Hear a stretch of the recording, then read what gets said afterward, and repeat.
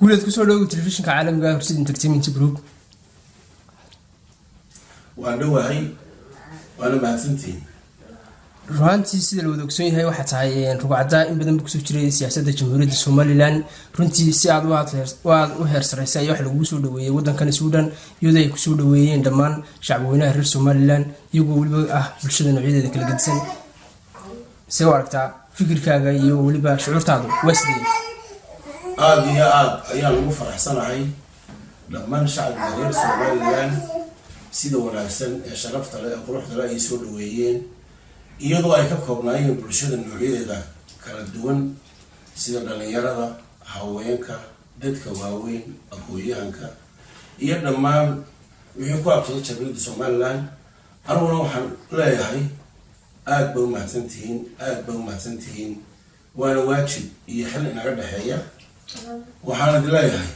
mar walba sida ahaada oo isku duubnaada wixii diimaadee ama mas'uuliina ama wadayaalana ama haweenbana sida u soo dhaweeyay. guuleed waxa jira kumanaan kun oo qof oo ku soo dhaweeyay iyo waliba qaar kale oo ku daawanaya oo waliba kuwaasuna ay rajeynayaan inay ka xuquureystaan halka maanta uu dalku marayo. maxaad iyagana aad gudbinaysaa? marka hore ilaahay baa mahad leh isaga halkan isu keenay. mar labaadka waa anigii ka mahad celiyay sidii la soo dhaweeyay. haddaan dalkii ka waramo dalkii sooyaal fara badan oo duruufo badan ay ku xeeran yihiin oo wacyigelin fara badan soo martay ayaa yaala. haddaan ka soo bilaabo waqtigii anagu aan lahayn maamulkii jiray ee xisbiga udub ka soo baxay talada dalka qabtay 2003 halkana aanu ka tagnay 2010 runtii wuxuu ahaa maamulku socda dadka u tuura u tanaasila danaha ummadda ka shaqeeya dhulkana aan boobin aan dhibaatayn dalkii dadkana aan iibin ee ay kala sultan tahay dadku wuxuu leeyahay iyo mas'uuliyadda qofka loo dhiiban nooca tahay. halkaa marka ay maraysay doorashada dhacday 2010 June 11 doorashada waa ogtihiin waa la boobay dhibaato badan baa ka dhacday dad badan baa u dhintay. xubnaha xisbiga ka mid ah baa yiri waa la boobay TV soo fariisteen. madaxweynihii dalka ayay markaa mudane daahiriyaalka ahin isagoo u tulaya dadkiisa iyo dalkiisa iyo inaanay gacmihiisa ku burburin wuxuu soo fariistay TV-ga wuxuu yiri si kastaba ha noqotee xubnahaasi ma matalaan anaa gudoomiye xisbiga anaa madaxweyne dalka ah waan haneeyey waana wareejinayaa sidaa daldana kubisha ku dhawaaqayna waan ku qaatay si nabadgelyaaba ku wareejiyey. hadaladiisa waxaa ka mid ahayd Axmed Siiraayi waxaan ku wareejinayaa dal midaysan oo xuduudihiisu uga yihiin oo dadkiisu walaal yihiin. waxaan ku leeyahay ku faraaday oo yaani kala yaani kelmaddaas runtii waxay noqonaysaa guhaan hadiya goor marka hebel waa guhaan yani waxay noqotay Axmed Siiraayi maalintii uu madaxtooyada la wareegay ee habeenka khudbadda la akhriyay waxaa dhacday waxay ahayd madaxweyne wareejinaya khudbaddaas u jeediyay kii loo wareejinayna wax kastaaba la soo dhexmareen inuu khudbad dadweynaha u sheego uguna mahad celiyo madaxweynihii iyo dowladda hogaaminayna uu mahad celiyo. markiiba waa la hadlo waxay yiraahdeen odaygu khudbadiisa dib u dhiganaya. halkaa waxa ka muuqatay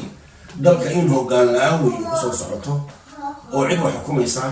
oo beeblinka ku soo jirtay oo doorashada heshay aanay jirin ma yaraatay. isla markii xisbiga uu beesha ka baxay dalkii wuu heehaabay wuxuu noqday markab uu dakhilkii jabay oo badweyn dhex jooga oo cid alla cid wada aan lahayn oo weli dhibteeda leh oo hawsheeda leh. sidaa awgeed dalkii 7 sanadood wuxuu ku dhacay hoggaan la'aan madaxweyne la'aan. dhibtiina waxaa aad iyo aad uga xumahay dadka Soomaaliland oo dad wanaagsana oo runtii duruufo badan iyo dhibaato badan ku soo dhaceen haddana nasiib daro ka habsatay. waa ogtihiin waxba la isoo qarin maaye Axmed Siiraayi 7 sanadood iyo dheeraadka dalka ma xukumay inama yaryar iyo islaamaad dalka xukumayay. dalkii waa la baabiiyey dhulkii waa la baabiiyey dantii guud waa la baabiiyey dhulkii dowladda iyo guryihii dhismihii waa la iibiyey. waxaan ku wari dekadii berbera meeshay ku dambaysay waa ogtihiin. yacni dalka iyo dadka نفتها تاجرو نفتها يسوع سحر برداشة مويانة وحيا لا أو كهري مجرى إسلامك دور شديد دمبه والله ما تشيل له كلية بتسيرايو وأنا وأنا ده إسلامي عفوا له كلية أيها هذا الأمر كائن عليه لابد يكون يو لحية طبعاً تطبيق على يمين واحد عليه إن دور شاء عن حر هي حرام من ضمعين أو حقيقة كفو أو اللي بقى تبدأ سامي سي إلى هذا الأمر كائن عليه إسلامك كان مرة بعض تلاقي دلكو أيو وقعان توقع شيء دلكو أبتسلح اسمه كرمية ويهربوا ديهين نيكا ما أنت مدحوينا موسى بيه عبدي ينيك وسيلة الداخلي محمد كان أحمد لاهيو ولبدو بأرجو عن قبو دي من دابية السومالنا كسرعون ويدي إلى كوبيا سغاشنكي ما نتو كوغوليستي دلك قبشيسا اللهم حريستي مرحوم قدومي عبد الرحمن حمد علي إسلام كان مقدم مدحويني من قال كلام صمدها ولا أوجيهي دبعت هذا الجالسي دبت اللوجيستي حاجة دابد اللوجيستي يعني نف يقدم ما بدنا أنا حشون نكي ضلك خطي مركو حلك كلوري سينايو دبت اللي تشوفي سينايو لحبلوت لحسملوت ساي كوجون دريستي إنه ضد كام طلع بعد كورن كسر عليو دلكودي عبد الرحمن حمد ما أنت لو ديبي وحيوها يقول عيسان لحبلوت وقرا إن الله يقول يدلك وحان كعب سنيا راشيك قحنتي الله يدسيو إن ما نقول أي وعوسنا عبد الرحمن من سياسي أبوها من بسيط أبوها من دبلوماسي أبوها سيدا أول ما بعد دوني إن ماذا حمس كلا قد دماغه يقول بقول الشرع دي قل له يدور دوره كان الفارح عيد محمد فارح عيد بوك يعني وهندي سفير كا US بين نقدين قعم صار بين ويراني ما ننتهي بحيودك ودي سنة هي عقب هي راشن هي سنة هوا عيديد روسية عيديد حمر بوقلي إلهي وحرسته وهو قوليستي برامج عبد الرحمن تور الكاساسيات بركة بحي دلكنا نينتونكي أيام صوب قلي لحدي برود 16 كلمة عبد الرحمن محمد علي هلكو أبان قد كي احترام يا كرامه ونكتين نبت اللوجيستي ونكتين قاديد كلا قاضي ونكتين الرصاص ربحي وأكتين دقالي سكي لقى بلاوي عرقاوه وأكتين برعو وأكتين بربراء وأكتين كيدا مهرقيسة وأكتين كيدا مبرو انتابو واحد مسؤولية دارس كالها موسى يحيى عبدي إيه محمد كاهن حمد والله بدي إننا لبدك الموت كالها محمد كاهن عبد الرحمن تمر في ذلك الوقت يسووا إسمها هذا قاعد السومالي الله أما وحنا وطن وحب بدي وحيا غير كيساهن مثلا محمد كاهن أو كلا له وسيل يسد عجاز موجود يسد حيوان مدح بنا سقال كان منصب أو سقال هو وسيله اللي بان بسيه محمد كاهن وحنا نقضي وسيل كاشان دي جوهري سومالان 1990 محمد كاهن انتوا لشري يسلم عن قال غير كودي أي لهون مر بليش بعسيرنا محمد كاهن هو أنك بكون بدين شري دولة تور لو ببهني دولة تور لو ببهني يعني هو المسيط هذا حد يقول ضد غير باو قادرية إن برنامج قبيلاتكم هذا أيو إن العلم قارئ إسكام هاكيو إن تقولك شيء لكن لا جمع الشعور تاريخ نبتة يسومنا الإحداث سيدا أوجيد نيجي تعلي نين لعبة وحالدين شيريا محمد واقع مصبي هنا وانكي لها أنا جو وحدي لك دعاء هذا ما يدبع يقول ما يفرق ردوا كلها ردوا وجهي سببت وجهي نظام وجهي نظام حين صبي هاي هو السعودية أنت أصلا بالله صدر قاطي والله عبر الدنيا فيه دعي سومال لان دتك اللي ودوا لي أو أها رنتي دتك أقول لي بعد هذا بدلنا السلام اللي بتاعه كله علي نفتو دي كل بعضي مدحكودي كل بطي سراكيشودي كل بطي إنكودي كل انتي وإنكودي لو عني وأولكودي لو عني وقولكودي لو دقالني وقالتكودي لو قالي وبركدهودي لو تري أو أحد هذين نستفرين هلك أمهم سن سومالي لان لقى حرية لقى بلابك عشامو جوبا دارو لو بجدود حرفضة ضرور يسكولي قاسي لو كعادم بوها إن دولة سياد برسوم بريس وهلك أصلاً يدك كابتر سنة يعاون ما يتقال بس يكون بحسنين نصيب ده نصوح على إن الله أركي إنمي أنا عود عدم in la isu taxarufaystay in la isu gaashaanbuuraystay gaashaanbuurta halkaa kasoo bilaabtay ilaa maanta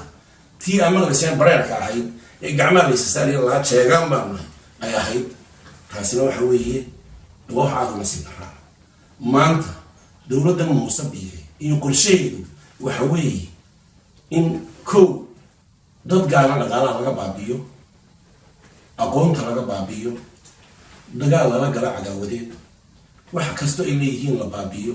sida taa awgeed ay u baabin lahayn waxay sameeyeen in ay gacan saare kale ay helaan kow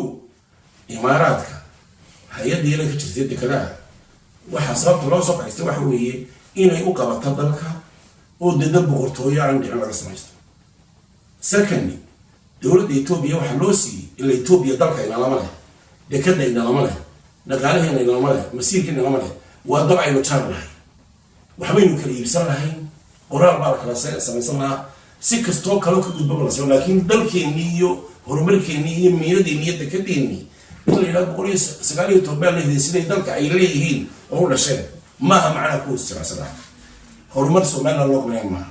waxa la doonayaa in afar guuto oo Ethiopiana oo janaaladu watay oo gabra soo fadhiista Hargeysa Berbera oo dabadeedna imaaraadkuna 5,000 oo ciidan ah oo qolo gaar ah oo reer gaar ah u bandhig sheegayay la soo tababaro maanta waa waqti kii militariga haystay iyo kii booliiska haystay iyo kii asluubta haystay iyo kii haystay Allahu subhanahu badaha dhidka badan intii waddo ay joogaan shalay bay tageen ina biixba ka dabtay umay tagin riwaayad umay tagin hawl kale umay tagin xarabo waxa weeyaan in barnaamij dhaba oo iyagana loogu shaqeynayo dadka in gaarna lagu caburinayo inay soo qaataan taana ciidan shakuro askariya loo qalabeeyo qalab quality la soo siiyo habashada ay timaado doorashada mana aan qaban doorasho dambe oo aan qaban oo boqortooyo la sameeyo oo Muuse Biixi ku doonayo intuu nool yahay in dalka loo hayo taa waxa leeyahay ninka aan garanayn ninka istiidsiinaya ninka igu colaadsanaya ninka igu dhibsanaya bishu hortaada way iman doontaa sida marka ay tahay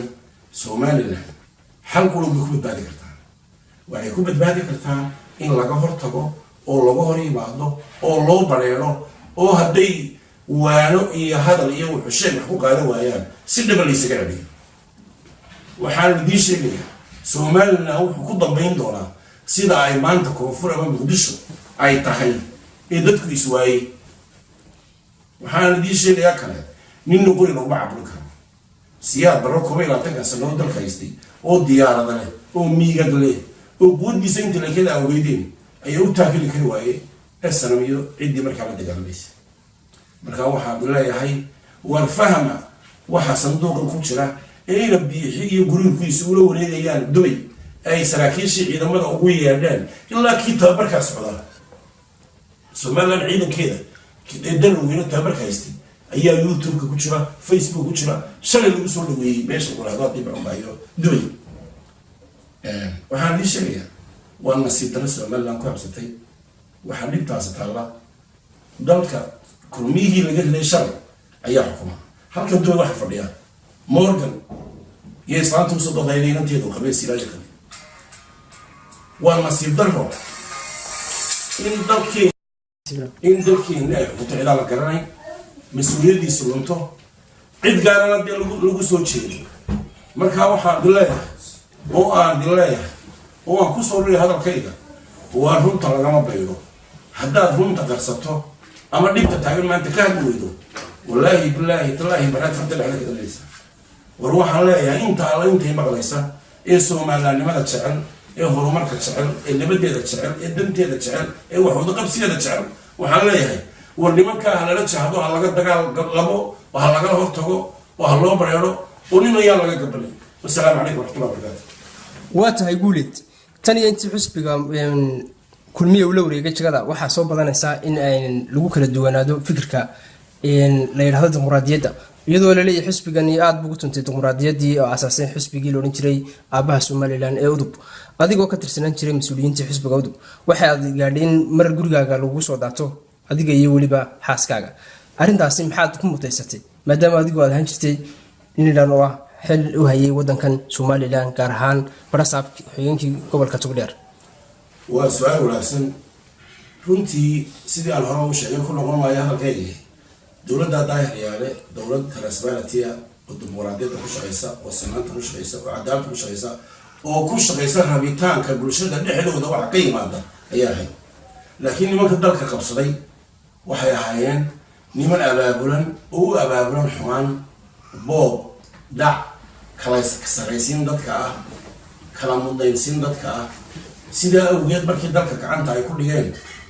markay sidaa u eegeen xisbigii udub loola jiray waxay ku dadaaleen xubnaha ugu firfircoon ama ugu dhaqdhaqaaq badan ama ugu taageerada badan leh si ay xubin walba halkeeda ku qaarajin lahaayeen runtii marka taytarhaan loo eego dee wasiiraha joogay dalka dowladda daahiryaale ka tirsanaa anigu barasaab baan ahaa way iga taytarsareeyeen laakiin aniga iyo rag kale oo wasiiro laftooda ka mid ah waxaa loo doortay oo isha loogu qabtay inay mabda-yadooda xun ee qaldan aan ka hornimin ama aan kala hornin karno sidaa awgeed dagaal buu ahaa sidaa ku samaysan waa ogtihiin dhibaato maan geysan dad maan dilin dad dhibaan kumaan hayn war cadaaladda iyo sinaanta iyo dimuqraadiyadda halagalayo baan lahaa waxaan taa ku boostay jawaabteedii inay habeenbadh gurigaygu soo dhacaan anigoo carruurteydii la jooga iyo reerkaygii si xun gurigayga u burburiyaan carruurteydii jibdilaan aniga i jibdilaan gurigii boobaan wixii yaalna hel kaliyan ka qaataan anigana labadii markii habeenimo katinada igu soo xidhaan berbera subax salaadii subax i geeyaan ilaa hargeysa i geeyaan gabiil i geeyaan isoo celiyaan hargeysa i geeyaan muddo 3 bilooda iyo ileeleelinayeen kadib markii hawshaas halkaan martay ee dhibtaa ay geysteen ee garowshiya la-aan iyo haddii buxugmaayo